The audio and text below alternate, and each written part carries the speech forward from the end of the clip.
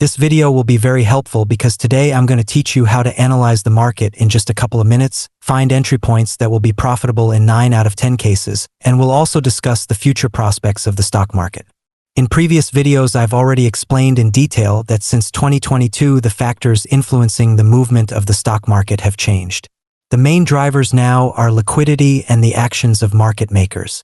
And today, the only tool that can provide a clear understanding of how market makers will move the market and what they will do is the gamma exposure profile. Let's look at a few examples of how this works. For this, in our application, the link is in the description below this video. Let's open the gamma exposure profile for the SPX for Monday, December 29th. That day, the SPX opened at 69.06 and the gamma exposure profile looked like this. Since the price is in negative gamma territory, we immediately understand that the day is not on the bull side and a strong rally is not to be expected. We mark the 69.20 to 69.30 level as resistance. This is where the largest absolute gamma values are located, and it's also the gamma flip zone. A gamma flip is the point where gamma values transition from negative to positive, and this level always plays a crucial role. This way, we've identified a level from which we could place a bearish bet if the price reaches it. Looking at the levels calculated by the algorithms for the entire first half of the day, the resistance level was in the 69.20 to 69.30 range. However, after 4.5 hours, it dropped 10 points lower into the 69.10 to 69.20 range. In previous videos, I've already explained that these levels are dynamic, and if the algorithm determines during the day that the price is unlikely to rise further, the level can be adjusted downward. About 10 minutes later, the price approached this level, and it was possible to open a bear call spread by selling the 6,915 strike and buying the 69.20 strike. Following this, the price began to decline. About an hour and a half before the market close, the support level also shifted higher, indicating that the price would not fall below 68.80 for the remainder of the day. In the end, the price did not move above the resistance zone and the bear call spread would have yielded maximum profit. The Quant power line remained at the 6,900 level throughout the day. Don't pay attention to how the chart scale changes. The most important thing visible here is that the price could move higher or lower but always return to the Quant power line, and the day closed near this level. Thus, using the gamma exposure profile, we understood not to expect a rally and identified the key resistance level. Using the dynamic levels, we could fine-tune our entry point, and thanks to the Quant power line, we had a target for where the price was likely to gravitate. Let's look at another example. On December 30th at the market open, the gamma exposure profile looked like this.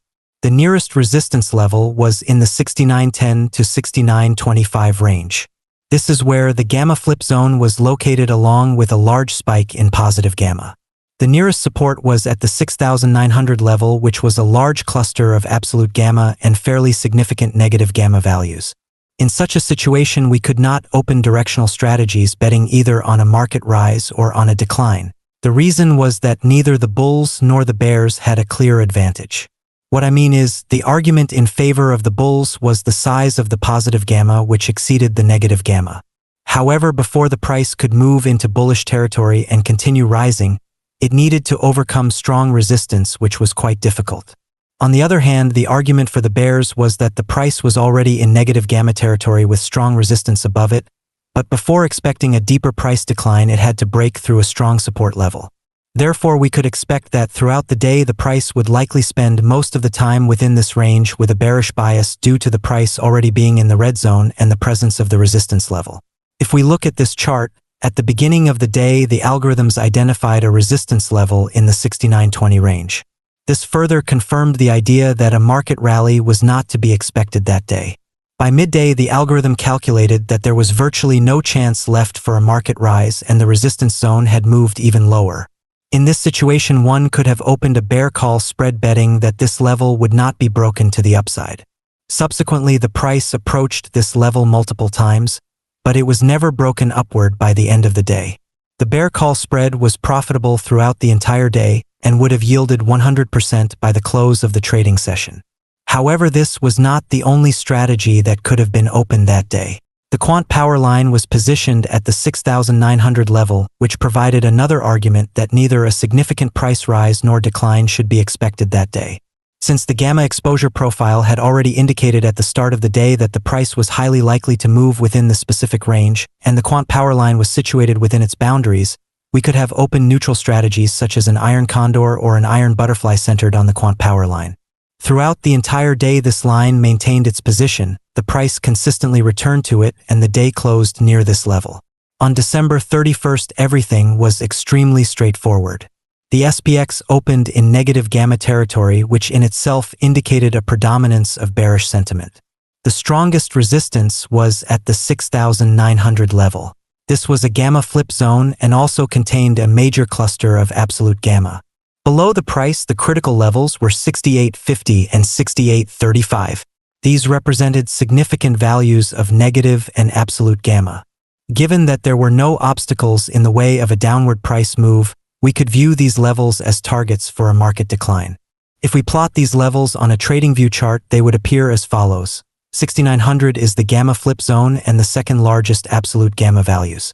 On the chart, this is marked as a green zone with the abbreviation AG2. Furthermore, this level had the largest call option volumes, and we designate it as resistance. The peak absolute gamma values and the largest put option volumes were at the 68.50 level, which we designate as support 1. At the 6,835 level, there were peak negative gamma values and another major cluster of absolute gamma. We call this level support 2. Thanks to these steps, a very clear picture emerges before our eyes with all the key levels, and we understand two important things. Firstly, the price is near very strong resistance.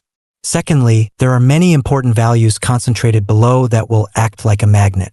This idea was confirmed by this chart where the algorithm calculated support and resistance zones at the same levels. As a result, throughout the entire trading session, the price declined, and by the end of the day, SPX reached the support level. The market was closed on January 1st. Trading resumed on January 2nd, and at the market open, the gamma exposure profile looked like this. There was strong resistance at the 6,900 level because it was the largest cluster of absolute gamma. The nearest support was the gamma flip zone located at the 68.75 level. Given that the price was very close to the 6,900 level, it was not logical to bet on a rise up to this mark. However, opening a short position was also premature as the price was still within positive gamma territory. I want to remind you of a very important thing. Positive and negative gamma are not just red and blue bars. They are an indicator of how the market maker will act. When the price is in the territory of positive gamma, in other words, when it is surrounded by blue bars below and above, it means that the market maker will act as a market stabilizer and will reduce volatility. What I mean is, when approaching support levels, for example, the gamma flip zone, the market maker will buy. When approaching resistance levels, for example, the largest absolute or positive gamma values, if they are above the price, the market maker will close positions. Therefore, in positive gamma territory when approaching a resistance level, I recommend primarily betting not on the price potentially falling sharply from this level, but betting that this level will not be broken to the upside, for example, by opening a bear call spread. In this case, it won't matter to us at all how far the price falls or if it falls at all. The main thing is that it does not go above the break-even point, and in this scenario, the position will bring the maximum profit of 100%. Naturally, since a bear call spread is a credit strategy, we will earn less on it than by building a directional strategy. However, in positive gamma territory, it will be much more justified and safer. When the price is in negative gamma territory, the market maker will act in the diametrically opposite way. He will sell into a falling market and buy on bounces from support levels. This will lead to increased volatility, and market movements will be quite fast and impulsive. On that day, the correct decision was to wait for the price to approach the 6,900 level and then bet that this level would not be broken to the upside, for example by opening a bear call spread. If the price were to drop below the gamma flip zone, a stronger decline could be expected as the price would then enter bearish territory. For beginners, I would like to clarify. Think of absolute gamma as a mountain. Figuratively speaking, if the price approaches it, before moving further it must first climb this mountain, which is not easy. This is precisely why such levels always act as significant support or resistance. These levels make it very easy to determine a placement for a stop loss which can be set very close. The idea is that if the price does manage to overcome the mountain's peak, it will rapidly plunge over the cliff and the stop loss will allow the position to be closed with minimal loss. However, on that day, the probability of the 6,900 level being broken to the upside was minimal because the algorithms had calculated the resistance zone precisely at this level. After SPX reached this level, the price reversed and the day closed lower. I'm recording this episode on Monday, January 5th, 2 hours after the market opened. The day began in positive gamma territory, indicating a bullish bias. The nearest support is at the 6,900 level. The main resistance level is at 6,950. These are large positive and absolute gamma values, but the probability that the price can rise there is very low. This is because if we activate the power zone indicator, we see that its values drop sharply above the 6,930 level, and figuratively speaking, the price has no reason to move higher. I explained in more detail what this indicator means in my previous video.